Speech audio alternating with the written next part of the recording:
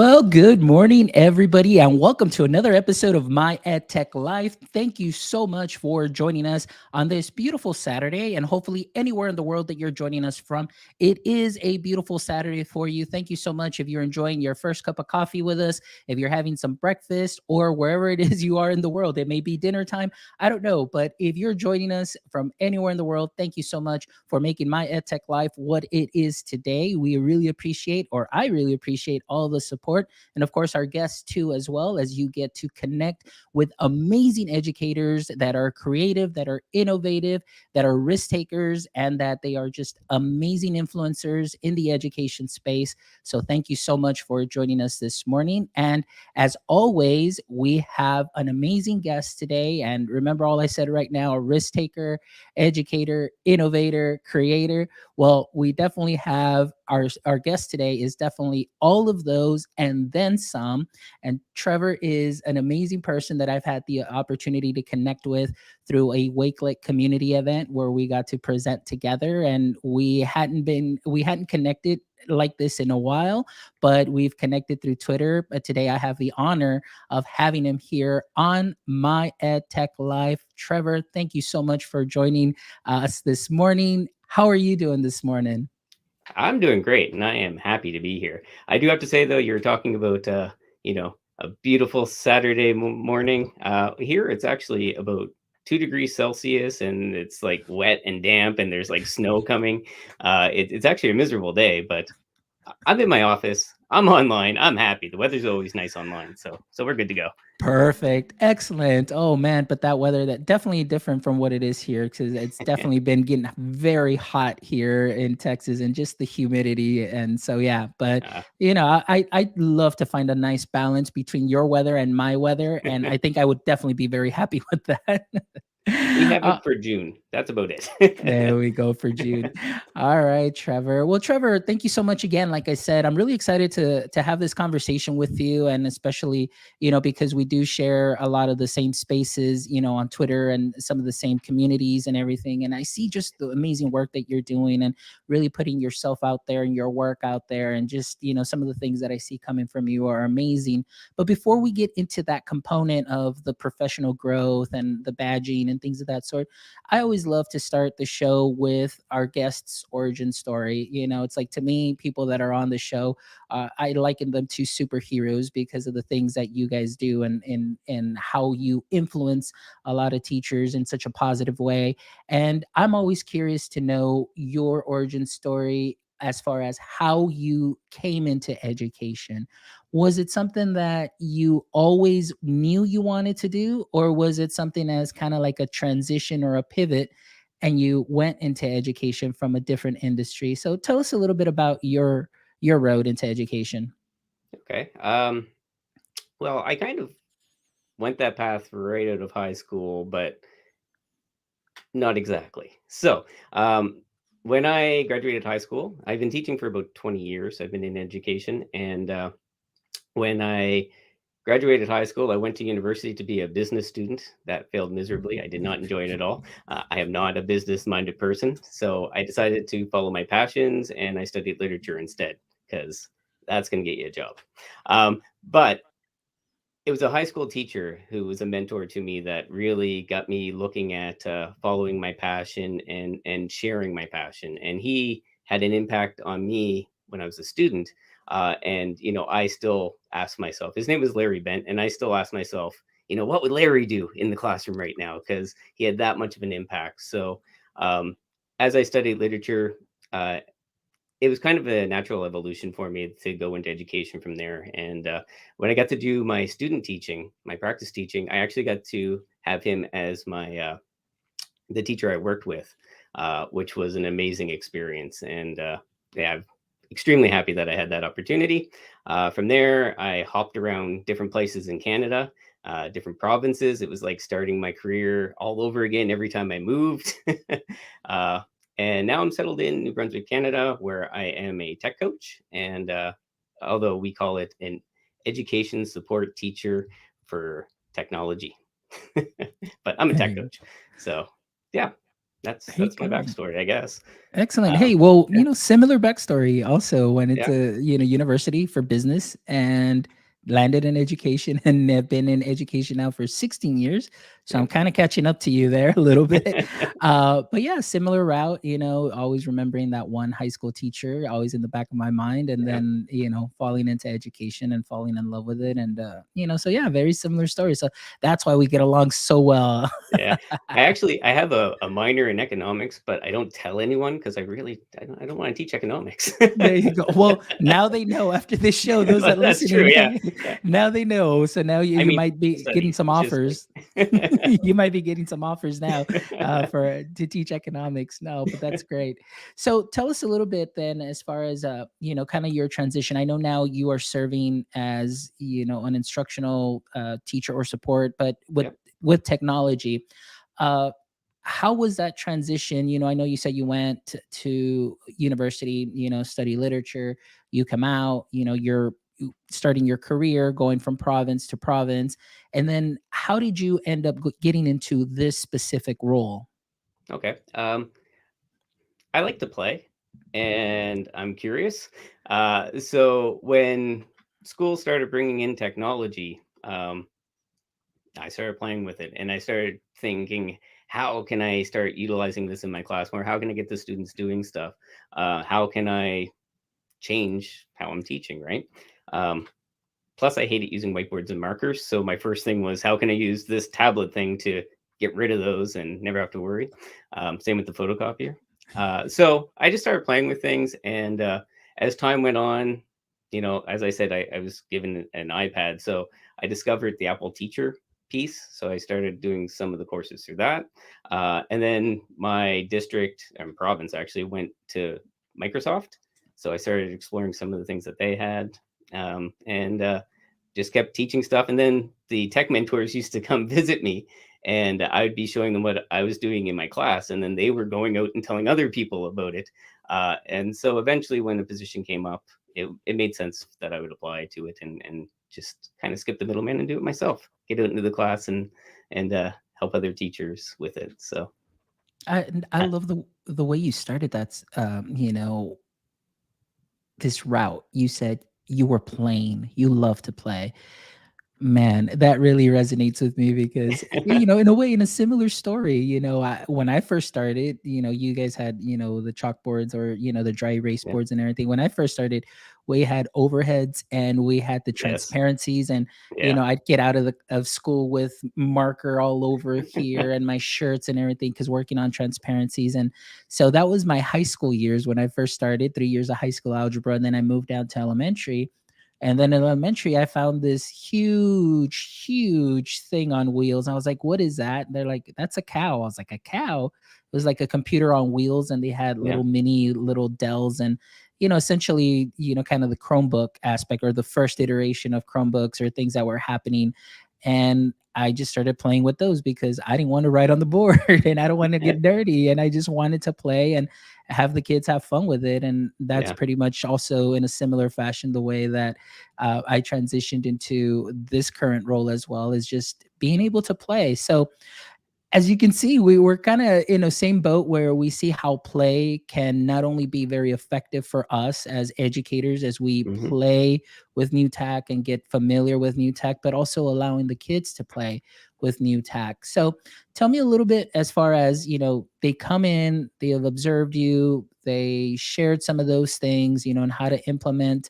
What are some of the things that you did in your classroom to kind of also help students feel comfortable with the tech? I'm always curious to note that because oftentimes a lot of teachers say, "Well, no, the tech it's a waste of time or it takes too much time or the kids don't understand it. They don't know what they're doing." And sometimes I feel that they may just be putting those barriers on themselves. But what has been your experience, if you don't mind sharing?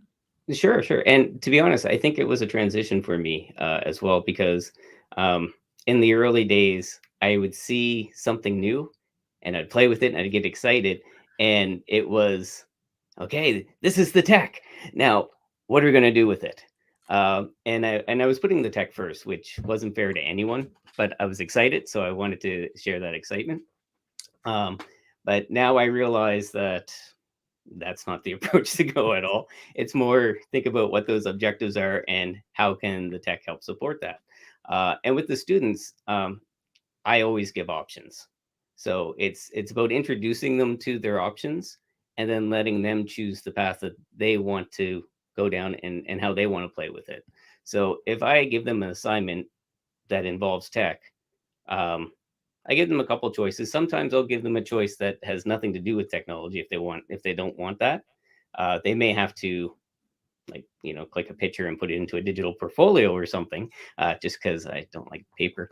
But but but it's really just giving them the options to explore how they feel comfortable with it, right? So I mean, some things like if you're looking at an app like Flipgrid where they just take a picture and start recording, like they scan a QR code and start recording. Um, maybe not as much option, but even when they're within that, some students don't like to be recorded. So, I have students who just would record their voice or they would type everything out in Flipgrid and I'd be watching like a slideshow video instead of actually making them put themselves out there where they didn't feel comfortable and taking risks that they weren't comfortable with. So, And I think that that's just such a wonderful approach because, like you said, it's about what can the tech do to support your content objectives, but also the fact that you're giving them choice in what they'd like to do. And I think oftentimes just something as simple as that, giving a student choice and voice in the way that they kind of, either do this either formative or summative assessment in a way, even including some tech and how they feel comfortable really goes a long way in understanding the student learning process. And to me, that was what I loved about implementing technology in the classroom was yeah. the student had a choice of you can either do a drawing like freehand drawing, but of course there was a rubric for it. If you wanted to do a Google slide presentation, if you wanted to record yourself giving a speech, if you wanted to record like sort of a little mini podcast, things of that sort. I just the enthusiasm that the students had and that they harnessed what creative energy they had and put it into the work was really amazing. And I think that's something that's very important. And I love the fact that you always gave voice and choice. And there are tools out there that if students don't feel comfortable in front of the camera, they can put an emoji on there, or they can just do Yeah. slides. And there's something for everybody out there. So that's what I love about that. And that's the thing. Like I remember I had some students who were a little more resistant to work. This was a while ago, and just for some reason, I suggested they try Minecraft. And I didn't even have very much experience with Minecraft at that point. I knew the basics, but they hopped onto it and they blew my mind with, they were reconstructing a scene from World War II and they built it out of Minecraft and they had signposts and explaining everything. And it just totally blew my mind that, you know, these students who, if I asked them to do a presentation or a written piece or many other options, they wouldn't even have touched the project. I would be like just really struggling to get them to do anything, but they were so engrossed in this because it was a passion and creativity that they wanted to explore, and they were teaching themselves as they went along, and they were teaching me as they dug into it as well, right? So Yeah. And I yeah, love that. And now, Trevor, let's talk a little bit about that too, because it seems like we're definitely connected in a lot more ways than I thought, as far as your process in the classroom, because it reminds me of when I moved to elementary. I tell everybody, started off high school teacher, but I moved to elementary, and that's really where I feel that I sharpened my skills as an educator, but also my ed tech skills, because I was able to feel a little bit more comfortable taking risks because right. I had the students year round. Our high schools are what they call block schedule. So I only had the students for, like 3 months, and then the next semester after Christmas break, I'd have another set of kids. So you really don't have, or at least I felt I didn't have too much time to build that classroom culture, build that rapport, and then start using a Right. little bit more tech. But I didn't have that tech available. But in the classroom, it was very much similar to that, and the ability to be able to take risk. But I love what you said, that sometimes we feel, or we know that we may have some students that are a little bit hesitant to do the work, and sometimes teachers may put a kind of a little label on them to say, oh, well, these kids, well, the thing is sometimes they don't learn the way that the teacher may be teaching or Yeah, maybe engaging them. There has to be some options there. So yeah. we need to be a little bit more flexible with the way students learn and the options that we give them to present their work. And so I love what you're stating there, that you found that little thing that worked for them that went a long way, but then they ended up teaching you as well. And that Oh, that's the really, best part. that I agree with you 100%. And I've told the story when I first started teaching the kids how to use Scratch coding for science, and they were building they were doing life cycles, they were doing their planets, they were creating circuits and things using Scratch. My first class, I was just introducing it to them, and they were learning and they were teaching me new things that by the end of the day, I was the expert. By the end of the day, I'm the one that looked good because I would be able to answer everybody's questions, but it really helped that I learned from them, and that is Yeah. very important. So, Trevor, let me ask you, in your experience in this, what we're talking about, how important is it to build that community within your classroom? Well, I think classroom is all about community. You have to, like we were talking about, taking risks, and if you don't have that community built, that rapport amongst the students with them and them with them each other, it's hard for them to take risks as well. So you can give them as many choices as you want, but if the support is not within the classroom to share those risks that they're taking, um, it all falls apart because they're not Mhm. going to be taking the risks. They're going to turn to what they have done in every other class in their history of schooling. Just give me a piece of paper and I'll write down my answer, and it won't put much thought into it, but I'm done. And what's next? And that's one of the things, like you mentioned earlier, the idea of risk taking. And we were talking about this before we started. Um, Risk taking can be noisy, which makes it really hard for in the teacher's role to start to take those risks, especially in the high school, because high school, it's about rigor, and you get this idea that students should be sitting there, they should be doing their work. My classes were always loud. They were into it, and I loved it, but in the back of my head, I always had that thought, like, what are the teachers beside me thinking? Are we being too loud? um, what's the principal thinking? Like, I remember one time, this doesn't have to do with tech, but my principal, I didn't know, but he walked by my classroom while I was teaching, and he pulled me out after class and he said, "So I walked by your classroom and you were standing up on top of your desk yelling with your hands up." Um, and he's like, "I just wanted to make sure everything was okay."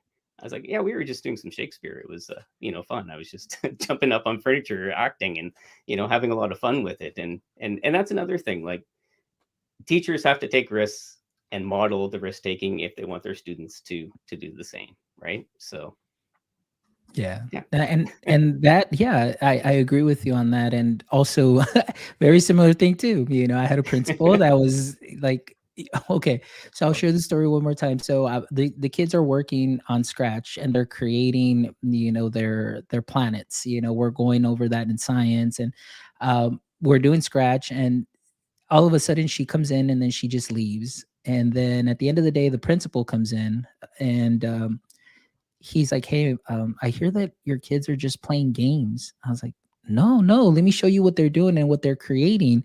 And so he was like, "Wow, they're doing all of this." I was like, "Yeah, they're coding, they're learning. We're going over this. They're creating, rotation. They're doing, what the difference is between rotation. They're doing the moon cycles. They're doing all of this." He's like, "Oh, so they're not just playing games?" I was like, "No, they're not." And so, but that assistant principal would always be peeking at my window, always, always, because I was the one teacher that checked out the Chromebook cart all year long. And Yeah. so I was always there. And again, the class was noisy.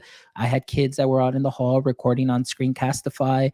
And I'm talking about, this was back in 2015, 2016. They were using some of these tools that now we're heavily using, in the school Yeah. district, but they were using it back then.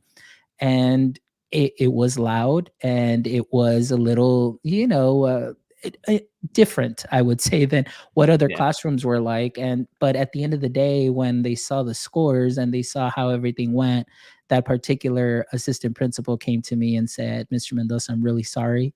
I apologize for giving you a hard time." But she said, "You own it. You keep doing what you're doing." I was like, "Okay, thank you." And so it was really nice.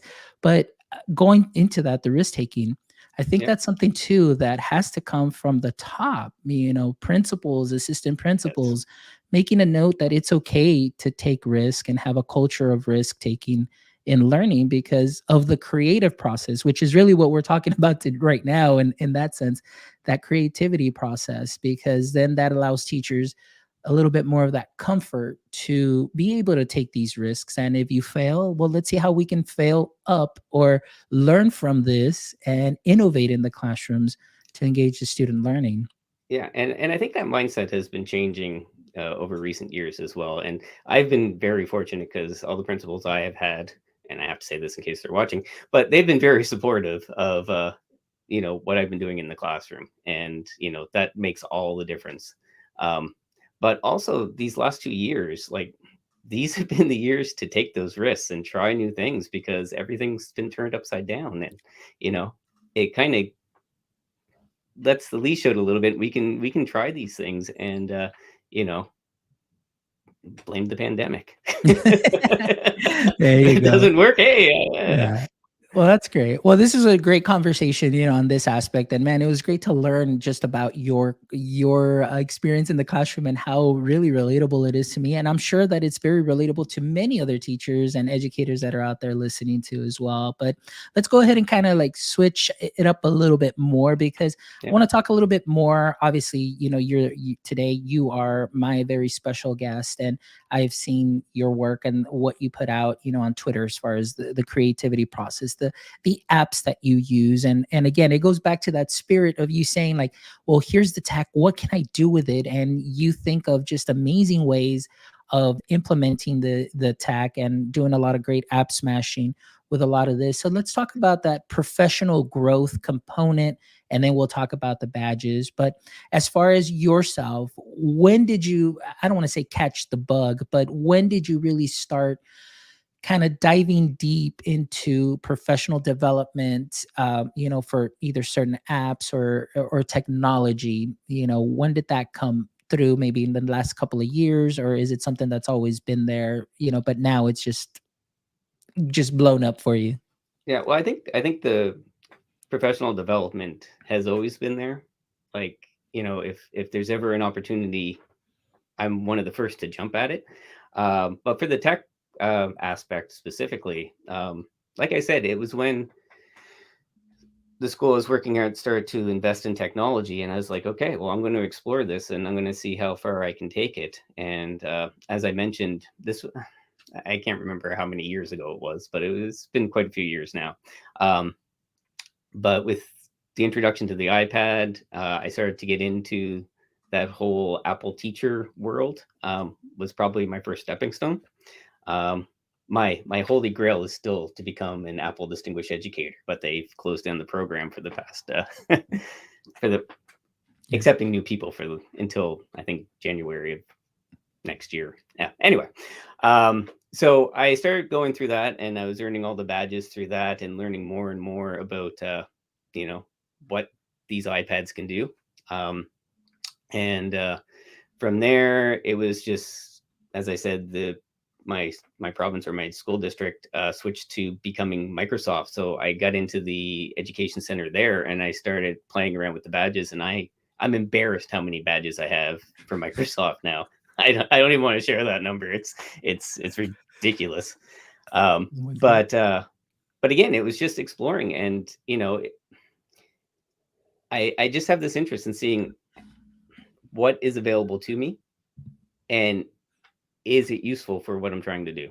So I just keep exploring, and the more I get into it, it's like, and now that I'm in this role as a tech coach, it's more just trying to stay on top of my game, because things change constantly in this world, and there's always these new updates, and it's just trying to be innovative and try new things, and just seeing how far you can take the technology. I know because of this, like I was still in the classroom. Like I've been in this role as a tech coach for 2 years. I'm going into my third year, hopefully. But when the schools closed down, because I had done this and my students were ready for it, when we switched to distance learning, we didn't even bat an eye. Like I could have ran my class the same, just I wouldn't be there in person. I'd be there through Teams, but we were using Teams and OneNote in the class already, so it was a very smooth transition. And I'm not, I know it wasn't a smooth transition for a lot of people, Right. but just because unknowingly I had already done all that prep work to get my students ready, without knowing what I was really preparing them for. So yeah, I don't That's know if I great. answered your question. I just started Yeah. rambling there, No, no, it's all but good. I mean, that's what it is. I mean, we're just having a great conversation. And, so I agree with you with the badges. Like, I am just like all for badges. And the same thing, with Microsoft. And of course, there's the Adobe Community also. They're just wonderful educators. I know that oh you're part yes, of that and you heavily participate in that, and with Wakelet as well. And, yeah. so there's a lot of wonderful there's so much opportunity out there right now, and especially being connected educators. I mean, you've got great communities, like I mentioned, Adobe Creative Educator, that are just really hands-on. They really So reach yeah, out, they really listen, they take feedback. You've got Wakelet as well, which the team is just amazing as well, what they do, and the fact that they honestly and sincerely care about what teachers are saying, and they're willing to go the extra mile to see what they can change to make things a lot easier. And you've got so many other platforms that are doing that, and it's just a matter and of connecting with them. well, and it's funny because like when I first started hearing about app smashing, well, that was just like my playground, right? So it was so much fun. But when the company started doing the app smashing for us, it was just making life so much easier. But you mentioned Adobe and Wakelet, and I can't not talk about them. Um, Hands down, if you haven't done any badging at all, my top recommendation, the one that I enjoyed the most, and it did not plug their product at all, it was the Adobe Creative Educator. I just really it was about creativity in the classroom. That's what the whole program, level one, that's what it was all about. And I really, really enjoyed that. I thought it was a fantastic program. You're Yeah, fast. You already have the link up there. yeah, You were ready. Um, and you were talking about stuff that I share. To be honest, I think it was a couple of years ago, is where I first saw Adobe and Wakelet partner up, and they uh, put together this competition contest thing, and they gave 25-ish challenges. And I think Dom Trainer, an educator out in the yes. UK who works for Adobe, he was one of the leads on it from the Adobe side, and through this, I actually got to connect with him. He spoke at the conference I put together last year, which was fantastic that he did that. But they were like, we don't expect anyone to do all 25. Of course, I did all 25. Uh, and but it's just the opportunity to play with the platforms. And they were saying, do this, and then okay, I'll do that, and then you learn this aspect about it, and we'll try this one. So it's like, okay, well, oh, now I know how to do this. And through doing that, like I feel very, very confident in both of those platforms. And at that point, I was still relatively new with the Adobe side of things. Wakelet, I started using when I was doing my master's, and I was using it as a place to to store all my research. Right, like it's curating the internet. So um, that's exactly how I was introduced to Wakelet, and then I started turning it into something more. And now I have my wife using it for her work. She's a researcher, and now she's putting together research for her clients through Wakelet as well, right? So, but yeah, those contests are fantastic, and I still do the Adobe challenges, and when Wakelet has stuff up, I do that because it's fun, it's quick, and it's a good way to learn and get used to the platforms. I love it. It's this is so not eerie, but just in how much our stories really just are. Because the same thing, the first time I got introduced to Wakelet was because I was working on my master's, and one of the Yeah. courses was, you need to curate, 4 articles a week on a certain topic. and I was digging and doing research on so many, ways to do this. And then all of a sudden I stumbled upon Wakelet. I was like, wow, this is the easiest thing ever. Yeah. And I've been a user since, and I love it. And I use it for our Technology Tuesdays with parents that we have. And I talk about digital citizenship.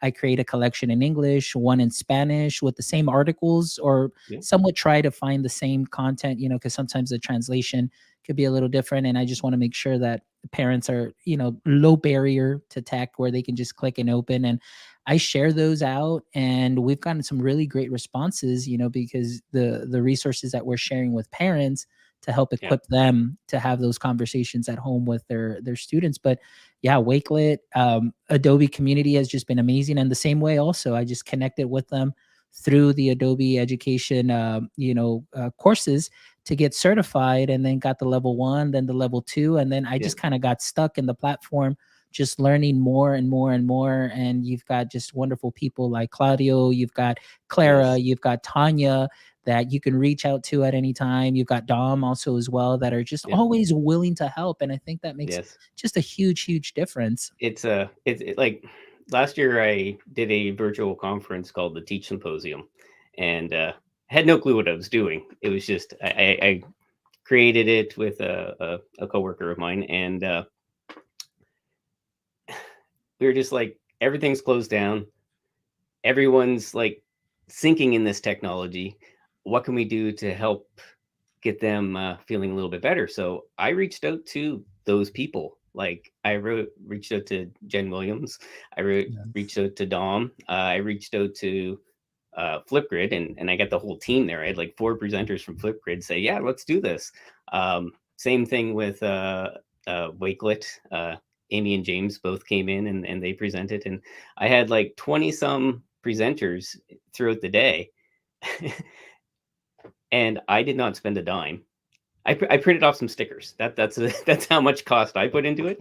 And yeah, it was a wonderful day of this, and it's because I developed my PLN, my network, through these communities that I got close to using these badges. And Twitter is also a huge thing too for me. Um, but these communities, they just come out and support it, right? So it's more than just earning badges. Um, it's the connections you make with the people that are behind the programs as well, that make it all worthwhile. Yes, yes, it is 100%, Trevor. I agree with you, and as well, like, and that's the reason that that you and I got connected. Even though I did follow Yeah. you on Twitter prior, but then when we had the opportunity to present with Wakelet and just get to hang out and just get to share, it's just been Yeah. amazing. And yeah. I have no idea how I made it on that bill. It was like the 3 Texans and the guy from Canada. Yeah. Hey, you know what? It's all great. That's the power of Yeah. connection, and that's what we Yeah. were talking about, just being like-minded, connected educators with the purpose of, bringing tech to the masses, but introducing it in a very useful, mindful way, and, just removing all those barriers. And so it's great to see you, and your growth, and what I've seen you put out on Twitter just really is amazing. And sometimes I think to myself, where does he have enough hours in a day to do what he does? Because your content is great, your content is colorful, it is creative, and more than anything, it's very helpful too as well, because you're putting out guides for many platforms that you use, and you're making them simple guides. And then of course you're taking part in the monthly creativity component of the Adobe Educators Group and everything. And I love it. I love it so much. And I'm going to kind of put you on the spot here for those that are watching. I'm going to go ahead and share my screen real quick, because this has been one of my favorite posts. Um, this one right here, I will bring it in. This one right here has Oh, been one of really? my favorite posts. Like, the way I know the challenge was different that in what you Yeah. had to do for this, but this just blew my mind. And I was like, this is awesome. And I just love the way, this, obviously the color component, the simplicity of the picture, but it just speaks volumes. And this has been one of my favorite pictures. Like, if this was an NFT, I would definitely buy this for sure. I I will tell you, that picture, this was sometime last year Uh-huh. during teacher appreciation. Adobe asked me, again, one of the connections, to be one of the profiles they did for their teacher appreciation thing that they were doing. And they're like, we need a picture. And I was like, and I was in an office space in a school that I was visiting. And I just stood beside a yellow door and took my picture really quickly. And this would have been 2 years ago, I guess.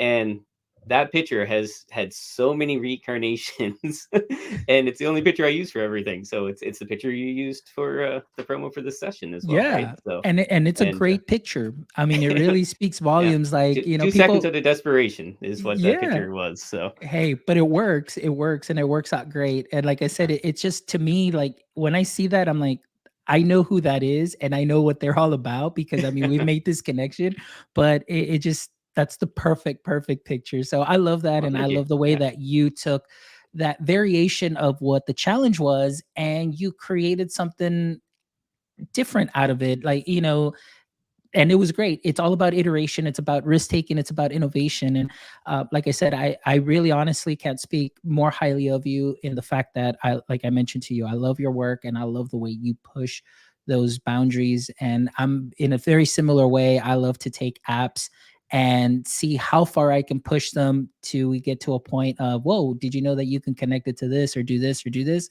well, Or, wow, did you think that maybe it had a different use case, because now we can find that it works with this. And so it's all about exploration, well, innovation, risk taking, this and is that's the funny thing. beautiful. When you said you were going to bring up a tweet, like probably my most popular tweet in a while was when I just posted, because every year I have to reapply for my tech coach job. It's a 1 year term each time. So I posted a Twitter saying that I app smashed my job application this year Yeah. for the first time, and I incorporated like a Flipgrid QR code with me just introducing myself into the cover letter, and I added links to some of the resources that I've been building for teachers. And again, it's just, how can these things be used? Like, how can we look at them in different ways and tie them in? So I said I had my wife using Wakelet in her real work experience, and this is another example. Like, this Yeah. stuff has practicality outside of the classroom as well, right? So Yep. And it's about the digital portfolio too. I mean, right yeah, now, I mean, honestly, like, resumes, like cover letters, I'm like, really, like, you're still asking for cover letters. And I yeah, mean, hey, digital portfolios, a digital resume, and I mean, that you're good to go. I mean, you're yes. showing that, yet you are good at using tech, and that you can implement it in various ways. And all of the tools that we have available to us, it's just about being creative and thinking outside the box many times. And yes, I did see that post. I didn't want to bring it up, because I was like, well, I don't want to talk about that, where it's like, oh, he has to reapply every year for that position. But I think it's great. I think it's great because, like, with the position, I uh-huh. think the reason they do that is just to create fair opportunity, and also just to make sure that people don't become too, like, Complacent. yeah, yeah, exactly. Yeah, kind of, that's it. Yeah, too So complacent. Oh, but yeah, that's wonderful though, and I love that. But so yeah, so let's talk. We kind of wind down a bit. I know we've got a little bit of time before we leave, but honestly, this has been just a very fruitful, amazing conversation. I've just been very thankful to and it feels like I'm just catching up with an old friend, and I'm thankful for this connection. I'm thankful for us being able to participate together, the Wakelet community event, and now be able to be here on the podcast together live, and having a great well, conversation. And hopefully I, this will be one of many more collaborations that we'll be doing I soon. I was also very interested with the connection we have with the punk rock classroom too, and those Y- guys. Yes. Yeah, so I'm not sure. It seems like you have a little Yeah. bit of that punk side to you from Y- the Yeah, past, maybe. yeah, yeah, the lot of punk rock side, a lot of punk rock on that side of me, and a lot of ska. So yeah, so it's Yeah, been great nice. to be able to connect with Josh and Mike, and then I know I see Yeah. you too when they tag us on the what we're listening to and everything like Yes. that. So Yeah. that's Yeah. great. Yeah. I don't So mean to pump another podcast during yours. I oh just another no. connection, right? Hey, it's all good. And you definitely need to check them out. Punk Rock Classrooms, they're amazing. And I mean, Josh and Mike, I always call Josh.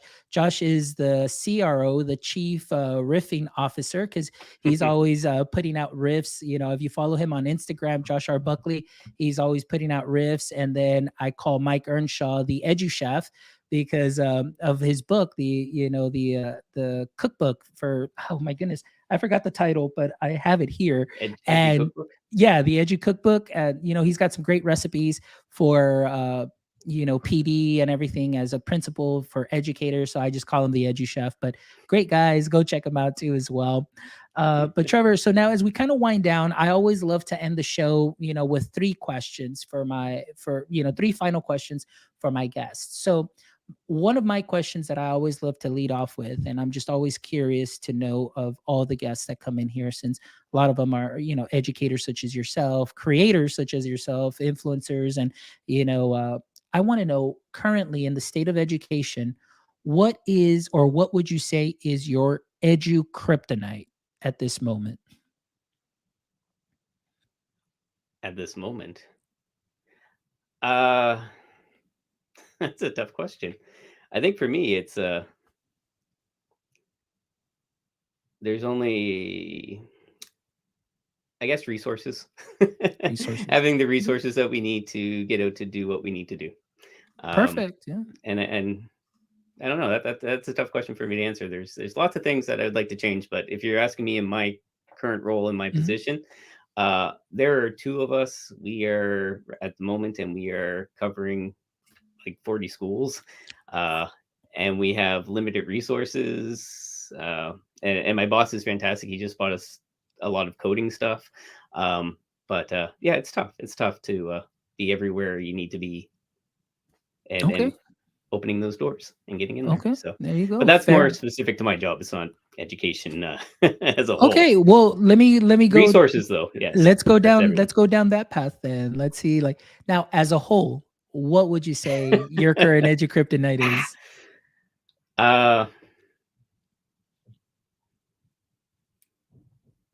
well, I'm not sure. I'm not 100% sure what you mean Like by what, the question. So, kind of like, like if what weighs you down, like what you wish could change. Like that makes me weak when I see that. Like, for example, like resources. The teacher could say, "I was like, oh, I just wish I had more resources." Like currently, that's But right now, for yourself, I guess as a whole, what would you say is kind of weighs you down? What kind of makes you weak in the knees when either you hear a buzzword or where you, uh, see a practice or things of that sort? oh, um, I think the thing that bothers me the most is when people aren't open to change and risk taking, um, or on the other end, where you have new government coming in and imposing change, um, that may not always make sense to the people in the classroom. Change? Excellent. Does Yeah. change count? Yeah, we'll say Change. change. Change. No, I Change. get it. One of Resources the and change. Well, yeah, one of the biggest things is for me is always that change component. And well, this is the way we've always done it. Oh my goodness, that Yes. those words Those are the words are the worst. yeah, to me, those are the most dangerous words that are out there, and you Yeah. hear that a lot very often. All right. Yes. Now let's change it up a little bit. Let's brighten it up a bit and kind of a little here. If you can have a billboard with anything on it, what would it be and why? Well, now would be that post I put out that you showed. Yes, yes. I agree. That post would be great. And then I would just put like, creativity comes in many forms or something like that. Or creativity could be colorful. I don't know, but that for sure that post would definitely be great on a billboard. I'm no Or no maybe just joke. take a risk. Try something Ah, new. there you go. Take a risk, try something new. Love it. All right, Trevor. And then the last question for you. If the roles were reversed and this was your podcast and I was a guest on your show, what would be one question you would like to ask me? Hmm.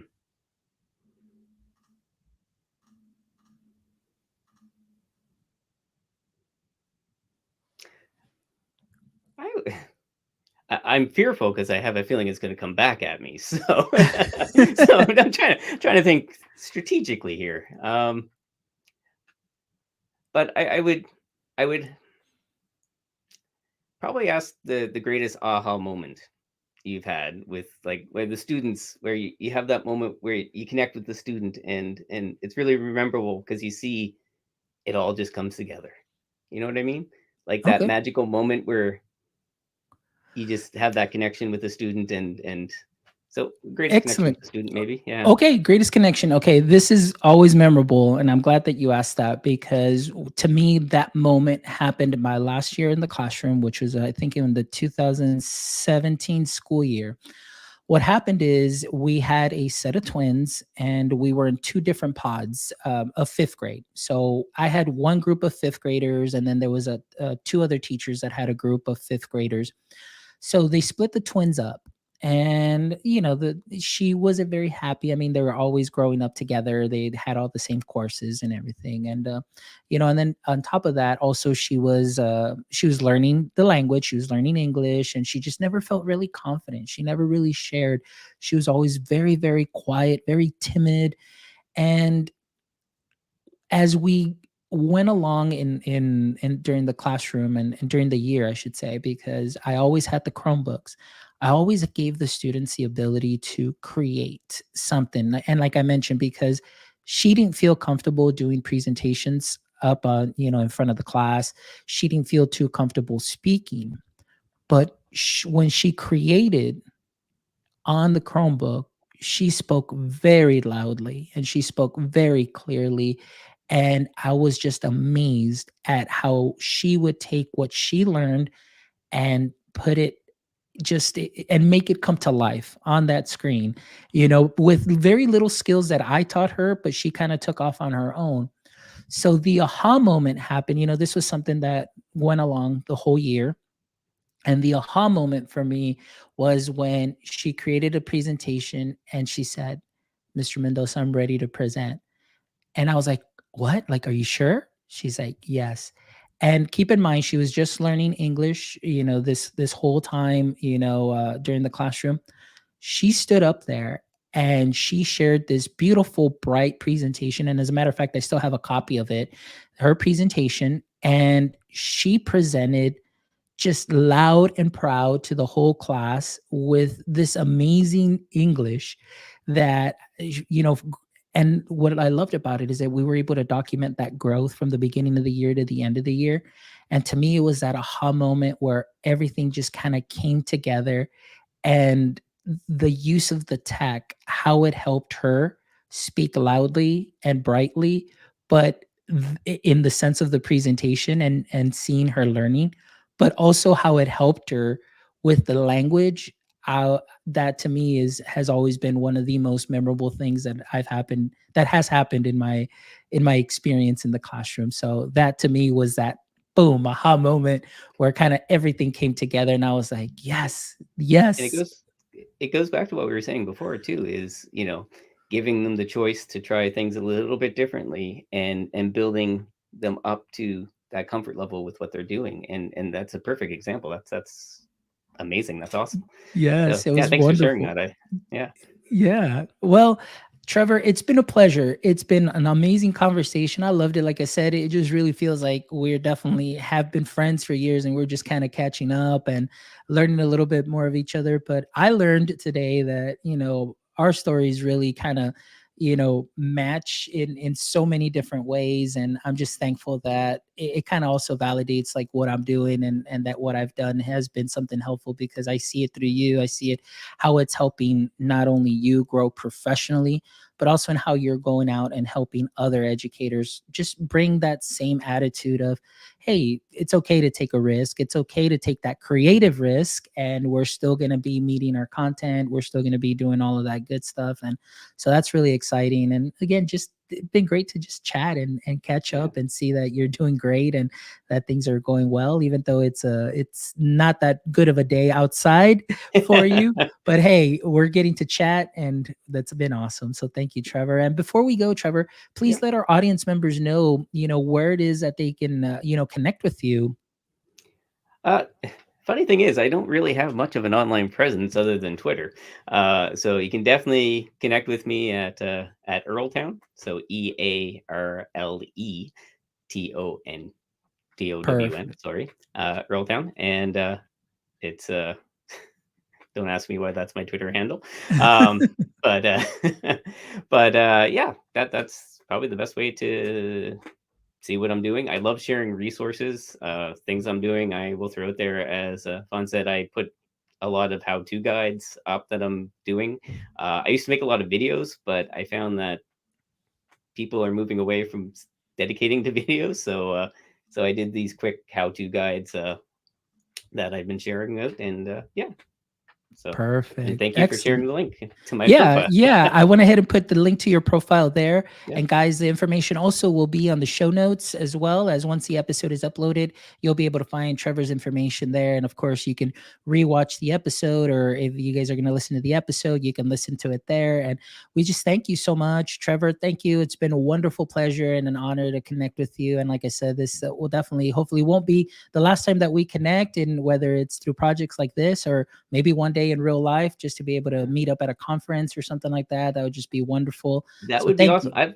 I've never actually been to an EdTech conference, so I would love that. Yes. So Nobody yeah, comes to New Brunswick, Canada, so yeah, yeah. Hey, well now there we go. Hey, what is it? Adobe, if you're listening, Wakelet, Flipgrid. Hey, we've got New Brunswick. Like, let's see if we can get something going over there, and then we can have a tech conference, and then that way we can be the first time maybe in New Brunswick history that we would have a tech conference there. I, That would be wonderful. I'm okay if they want to sponsor me to go somewhere else too. That's it. I'm Hey, flexible. you know what? How about this? Hey, let's bring Trevor to Texas. I want to treat Trevor to some nice barbecue, and that would be great. So if we can get Trevor over here to Texas, whether it's San Antonio, Austin, or somewhere neighboring, definitely barbecue, lunch or dinner. It'll be my treat, and it'd be a pleasure to meet up with you in Texas. So yeah. You come to snowy New Brunswick, and you can have some seafood on me. So, All right, all perfect. right. All right, Trevor. Well, thank you so much, and to all our audience members, thank you. I really appreciate you joining us, and thank you for all of our listeners and all of our viewer support. Really appreciate you and everything that you share with us.